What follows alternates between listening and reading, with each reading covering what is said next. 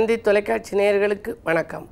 நல்லதை சொல்வோம், நல்லதை செய்வோம், நல்லதே நடக்கும். ஒரு வாழ்க்கையில் நல்லது நடக்க வேண்டும் என்று சொன்னால் நல்லதை சொல்ல வேண்டும், நல்லதை செய்ய வேண்டும். அந்த அடிப்படையில் இன்றைக்கு 21/2/2015 சனிக்கிழமை உத்திரட்டாதி நட்சத்திரம் இரவு 2:22 வரை, பிறகு ரேவதி நட்சத்திரம். இன்றைக்கு நான் உங்களுக்கு சொல்ல இருக்கிற நல்ல கருத்து, ஒரு அபூர்வமான தெய்வம். முற்காலத்திலெல்லாம் ஆயுத வழிபாட்டை மேற்கொண்டார்கள். சில இடங்களிலே காடுகளிலே பார்த்தால் சூலாயுதம் இருக்கும், சில இடங்களிலே வேலாயுதம் இருக்கும், சில இடங்களிலே அரிவாள் வைத்து கருப்பர் என்று வழிபாடு செய்வார்கள்.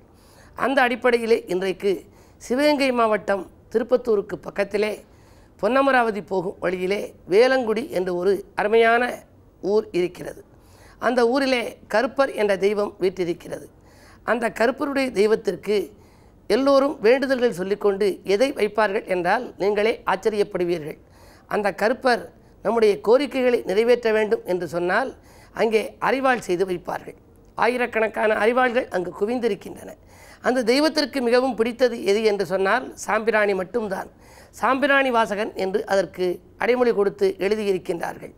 பல ஆண்டுகளுக்கு முன்னாலே பர்மாவிலே வாழ்ந்த கீழச்சுவல்பட்டியை சார்ந்த ஒருவர் அங்கே ஏதோ ஒரு சிக்கலிலே மாட்டிக்கொண்டு விட்டார். உடனே வழக்கு நடந்தது. அந்த வழக்கு விசாரணைக்கு வந்தது. அப்பொழுது நீதிபதி கேட்டார், இந்த குற்றத்தை நீ செய்யவில்லை என்று சொன்னால் அதற்கு யார் சாட்சி என்று கேட்டார். வேலங்குடி கருப்பர் தான் சாட்சி என்று அந்த பெரியவர் சொன்னார். சொன்ன உடனே அந்த கோர்ட் வாசல் முழுவதும் புகை மண்டலம் வந்துவிட்டது. சாம்பிராணி வாசம் அடித்தது. உடனே அங்கு இருப்பவர்களை வெளியே அனுப்பி யாரேனும் வெளியில் சாம்பிராணி போட்டுக்கொண்டு செல்கிறார்களா என்று பார்த்து வாருங்கள் என்று நீதிபதி உத்தரவிட்டார். வெளியே சென்று பார்த்தால் யாருமே சாம்பிராணி போடவில்லை. ஆனால் அந்த கோர்ட்டு வளாகத்துக்குள் முழுமையாக சாம்பிராணியின் வாசமும் புகையும் வந்துவிட்டது. உடனே அவர் வழக்கை தள்ளுபடி செய்து விட்டார். ஏனென்று சொன்னால் அங்கே சாட்சி சொல்வதற்கு சாம்பிராணி வாசகன் வந்ததாக ஒரு ஐதீகம். அது இன்றும் அங்கே கல்வெட்டிலே பாட்டிலே பதிவு செய்து வைத்திருக்கின்றார்கள். சாம்பிராணி வாசகனே சாட்சி என்று அவர் சொன்னார். சாம்பிராணி வாசம் வந்தது. அந்த தெய்வத்திற்கு இன்று மிகப்பெரிய திருவிழா அங்கே கோலாகலமாக நடக்கும். சாதாரண நாட்களிலும் நீங்கள் வெள்ளிக்கிழமையிலே அங்கு சென்று வழிபாடுகளை வைத்துக் கொள்ளலாம். நம்முடைய வேண்டுதல்கள் நிறைவேற்றும் விதத்திலே அந்த தெய்வத்திற்கு பக்கத்திலே, அந்த வேலங்குடி கருப்பருக்கு பக்கத்திலே ஒரு புளிய மரம் இருக்கின்றது. அந்த புலிக்கு பெயர் தூங்காப்புலி என்று பெயர். தூங்காப்புலியில் அமர்ந்தவன் அவன். தூங்காப்புலி என்று சொன்னால் அந்த புளிய மரத்தினுடைய இலைகள் இரண்டும் இரவு நேரமானால் எல்லா ஊர்களிலும் ஒட்டி கொண்டு விடும். ஆனால் இவைகள் ஒட்டி கொள்ளாது. தூங்காத நிலையில் இருப்பதனாலே தான் தூங்காப்புலி என்று சொல்கிறார்கள். கருப்பருக்கு வந்த வாகனமாக முன்னதாக அங்கே 2 பூதங்களோடு ஒரு குதிரை இருக்கும். ஹார்ஸ் பவர் என்று இன்று நாம் சொல்கின்றோம். குதிரையை வாகனமாக கொண்டிருக்கிற அந்த கருப்பர் பலருக்கு குலதெய்வமாகவும் விளங்குகின்றது. கருப்பர் என்று சொன்னால் வீரம் வாய்ந்தவர் என்று பொருள். எனவே நாம் வீரத்தோடும் விவேகத்தோடும் செயல்புரிய வேண்டும் என்று சொன்னால் இதுபோன்ற திருவிழா நாட்களிலே கருப்பரை போய் வழிபாடு செய்ய வேண்டும்.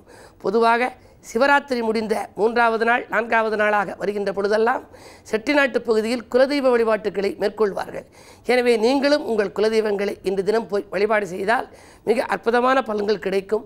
வாய்ப்பிருக்கும் பொழுது வேலங்குடிக்கு சென்று சாம்பிராணி வாசகனையும் வழிபட்டால் உங்களுடைய தேம்பும் வாழ்க்கை மாறும், செல்வநிலை உயரும் என்ற நல்ல கருத்தை தெரிவித்து இனி இன்றைய ராசி பலன்களை இப்பொழுது உங்களுக்கு வழங்கப் போகின்றேன். மேசராசி நேயர்களே, உங்களுக்கெல்லாம் சனி பகவானை வழிபட்டு சந்தோஷம் காண வேண்டிய நாள். இன்றைக்கு சனிக்கிழமை என்பதனாலே நீங்கள் சனி பகவான் வழிபாட்டை மேற்கொள்ளுங்கள். தாமதங்கள் ஒரு சில முயற்சிகளில் வரத்தான் செய்யும். இருந்தாலும் தடைகளை மீறி நீங்கள் முயற்சிப்பீர்கள். சேமிப்பில் கொஞ்சம் கரையலாம். உடன் இருப்பவர்களை அனுசரித்து சென்றால் ஆதாயம். பயணங்களால் உங்களுக்கு பலன் உண்டு. ரிஷபராசி நேயர்களே, உடன்பிறப்புகள் உதவிக்கரம் நீட்டுகின்ற நாள். உயர் பதவிகள் வருவதற்கான அறிகுறிகள் தென்படுகின்றன. பணவரவு திருப்திகரமாக இருக்கிறது. செய்தொழிலே எதிர்பார்த்தபடியே உங்களுக்கு லாபம் கிடைக்கும். இடமாற்ற சிந்தனைகள், வீடு கட்டும் முயற்சிகள் வெற்றி தரும்.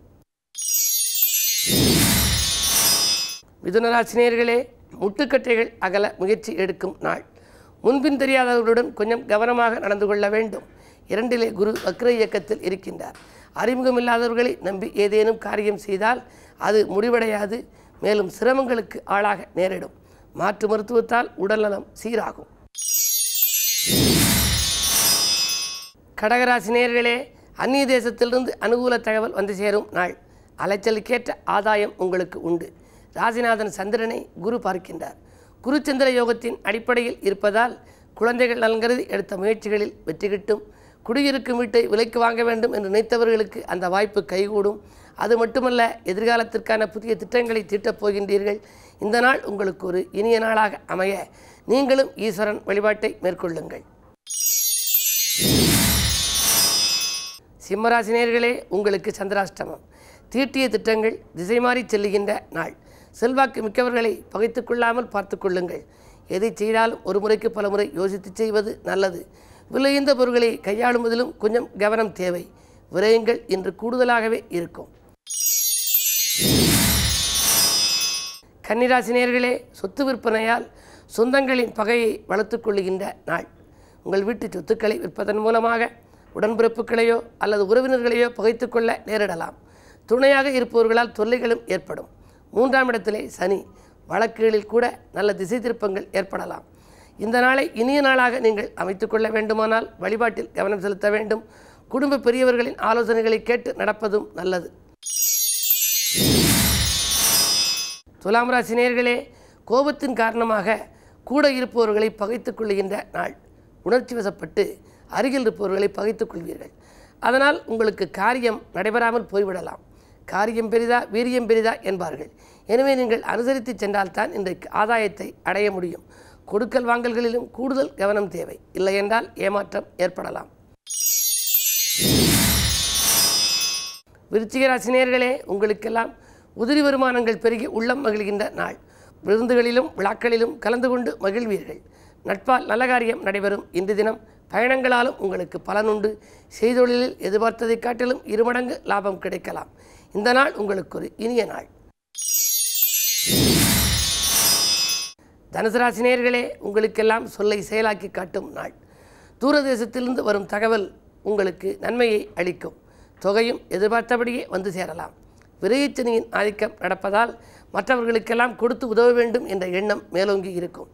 ஆரோக்கியத்தில் கொஞ்சம் அக்கறை காட்டுங்கள். மகர ராசினியர்களே, குற்றமடித்தவர்கள் உங்கள் குணமறிந்து நடந்து கொள்ளுகின்ற நாள்.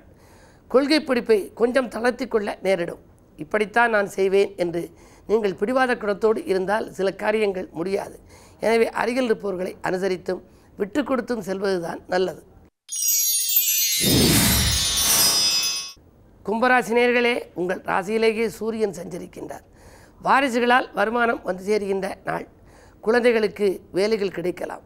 அதன் மூலம் உதிரி வருமானங்கள் உங்கள் கரங்களில் புரளலாம். வாகன மாற்றம் செய்ய முன்வருவீர்கள். பழைய வாகனங்களை கொடுத்துவிட்டு புதிய வாகனங்கள் வாங்கும் எண்ணம் பல நாட்களாக இருக்கலாம். அந்த முயற்சி இன்றைக்கு வெற்றி கிடைக்கும். நண்பர்கள் உங்களுக்கு நல்ல தகவல்களை கொண்டு வந்து சேர்ப்பர். மீனராசினியர்களே, முன்னேற்ற பாதையில் அடியெடுத்து வைக்கின்ற நாள். முக்கிய புள்ளிகள் உங்கள் இல்லம் தேடி வருவார்கள். அது மட்டுமல்ல, அவர்களின் ஒத்துழைப்பும் உங்களுக்கு கிடைக்கும். பெண்வழி பிரச்சனைகள் மாறும். ஆரோக்கியம் சீராகி ஆனந்தப்படுத்தும். எதிர்பாராத பணவரவு இன்று மாலையில் உண்டு. மேலும் விவரங்கள் அறிய தினத்தந்தி படியுங்கள்.